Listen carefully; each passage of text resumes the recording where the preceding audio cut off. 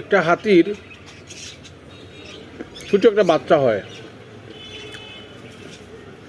তো বাচ্চা হওয়ার পরে একটা রশি দিয়ে হাতির পায়ে বেঁধে রাখা হয়। তো হাতিটা বেঁধে রাখার পর অনেক চেষ্টা করে বাচ্চাটা এই রশিটাকে ছিঁড়ার। কয়েকবার চেষ্টা করার পরে সেটা আর বাদ দিয়ে দেয়, সেভাবে সেই রশিটা আর কখনো ছিঁড়বে না। কিন্তু বড় হওয়ার পর হঠাৎ করে যখন একদিন রশিটা ছিঁড়ে ফেলছে, তখন সবাই বলতেছে, মানুষ জড়ো হয়ে, মানুষ এই হাতি পাগল হয়ে গেছে, হাতি পাগল হয়ে গেছে। কিন্তু না, হাতির আক্কল হয়েছে, বা আক্কল হয়েছে,